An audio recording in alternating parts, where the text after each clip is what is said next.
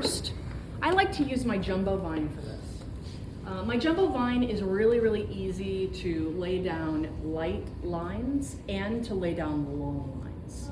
I don't use a ruler. And the first thing that I do is I break down my jumbo vine into a workable piece, just like that. I reserve them, but I always have my skewer, and hopefully my skewer is fairly straight. You know, it's bamboo, it might get a little wet. But the first thing that I want to do is I want to make sure that I'm seated in a way that allows for an open chest to my subject. Chest to my subject, literally. So what do I mean by that? If I'm a righty and I have to look over my arm, this isn't going to work. I can't sight measure appropriately. Why? Because I want as little movement as possible between my measurement and my subject. All right? Why? If I'm doing an angle and I need to move it over here, I literally only want like 7 inches.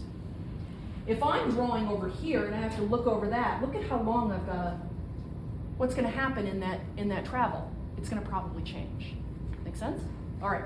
The second thing I want to note is that I need to have a full distance that I only have about 1 inch to go in to touch my easel or my drawing horse. And I can do this on a drawing horse essentially over it. Will you scoot over that drawing horse for me? All right, so what I want is that if I put my arm out totally horizontally, right, it's level, I'm hitting about the middle part of my drawing. You got that? That's where you want it. If I'm on my horse, what I want is I want just to transcribe it down below. Make sense? Okay, as little movement as possible. Chest open. Got that? Okay. The first thing I'm gonna do is I'm just gonna do a little gesture. I'm gonna suggest where I want things just to have something to respond to. And I'm just lightly gonna indicate these to suggest some sort of semblance of placement.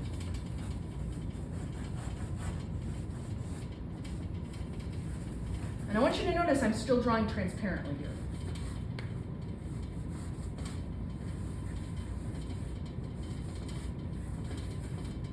Okay, feel okay with that. The next thing, all right, number 1, what did I do? Number 1.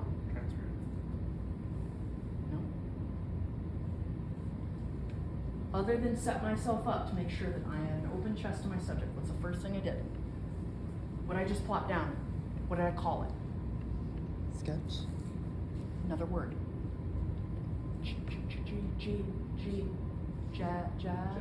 Gesture. So a gesture is just big sweeping movements of the shape itself. All right? Did I do it transparently? Absolutely. Did I lay it out somewhere compositionally that I feel okay? Sure. Okay. First thing, position yourself. Second thing, gesture. All right, what's the next thing? Home base. Home base. Who's got a good memory? You can remember these steps. Home base. What do you think logically should be the home base here? Logically. The smallest object. Think opposite. The biggest object that's closest to me. The smaller cylinder in the front? Yeah, the smaller cylinder right here in the front. Now, as I draw that, I'm gonna have to keep kind of revising it. But the first thing I'm gonna do is the measurement itself. And what did I say to draw? A box. So I'm gonna just kind of plot a box down and say, you know, that's kind of the size that I want it. Now, the thing about measuring is I've got to park it. I cannot move. I am parked. This chair can't go back and forth. Okay? I need to have that place where my arm is literally touching and keep it stationary. So what I'm gonna do is I'm gonna close one eye, and I usually close my right eye, always close the same eye, always close the same eye. I close one eye, and what I imagine in front of me, and wake up here, is a glass sheet. Windex. You have to imagine that there's that glass window. Remember that naked lady with the grid? Glass window. So imagine that there's a glass window here. I've got excellent posture, which is unlike the rest of my life. I extend my arm and I never break through that glass. Y'all see that? So what are you seeing from where you're standing here? Just a straight line. Are you seeing me go in like a sword? No, it's straight. Make that sound if you need to make a sound. It's fine. All right. As I extend my arm, what I'm going to do is I'm going to put the very, very tip of my skewer at the very, very tippy top of my subject. And then I'm going to put my thumb at the very, very low part of my subject. Y'all got that? Y'all see that? Okay. So from the same place that I'm sitting,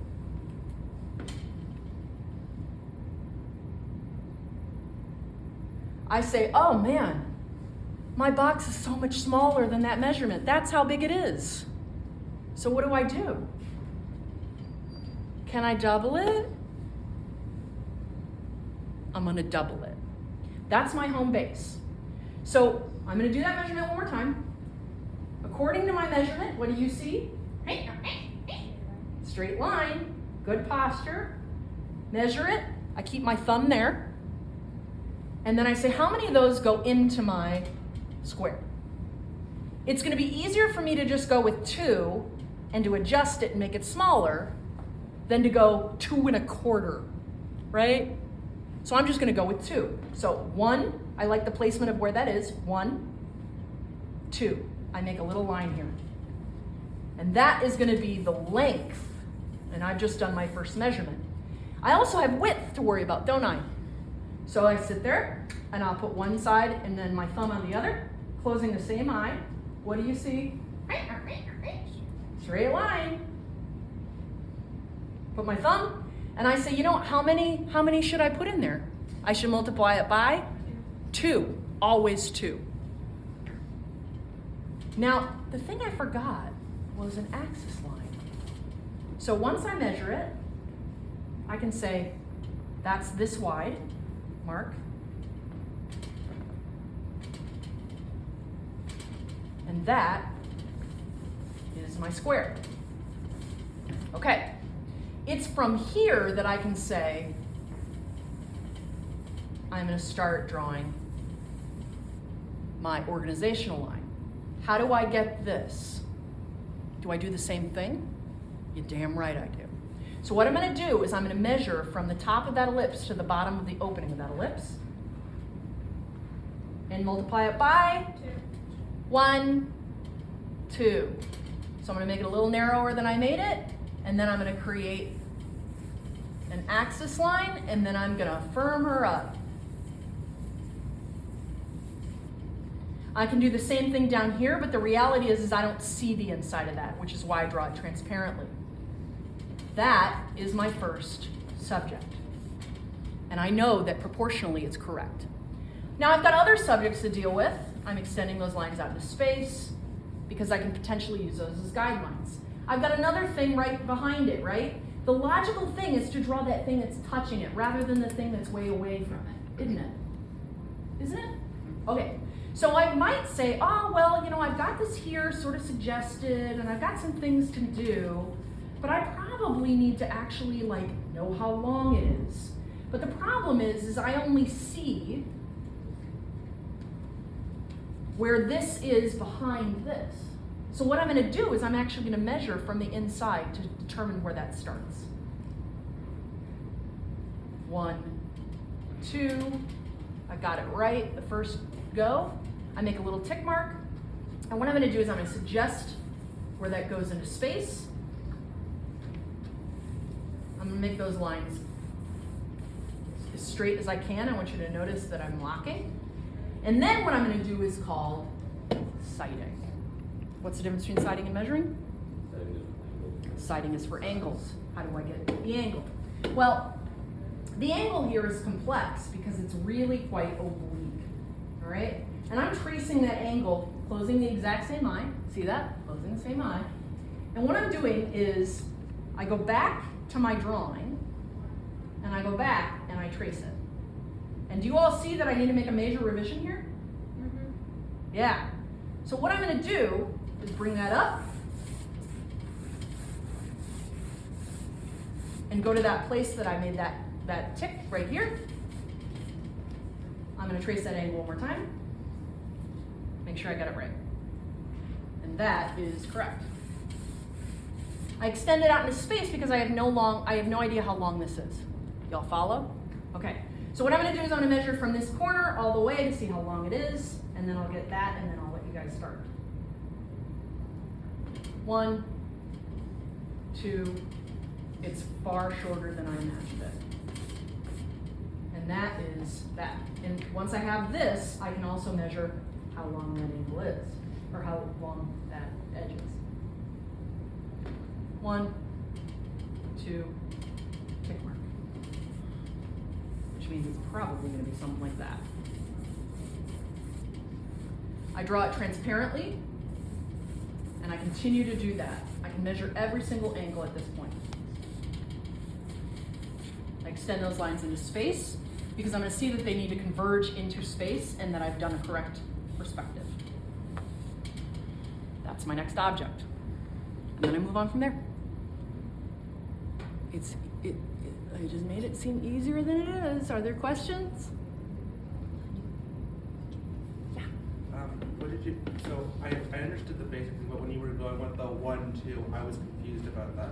So my home-based subject. Yeah. When I say, you know what, I want to draw this a little larger than the, I don't want to be a slave to how far this actually is away from me. I want to actually compose, don't I?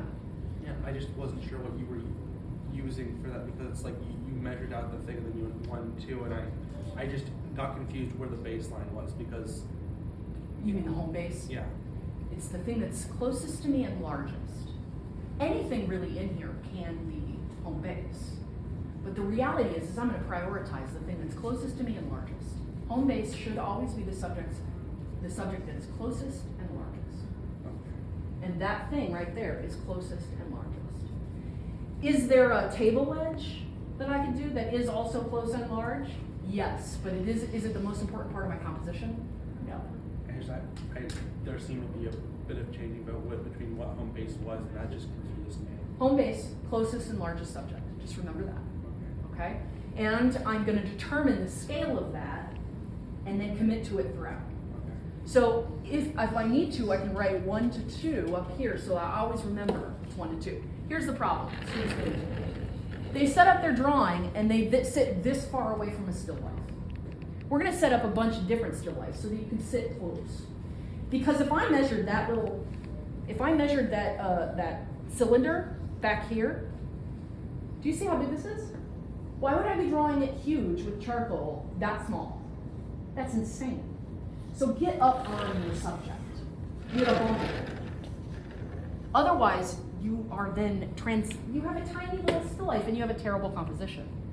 Composition prioritizes everything. Make sense? Trumps everything. Follow? All right, you ready to draw a box of 3? Questions beyond that?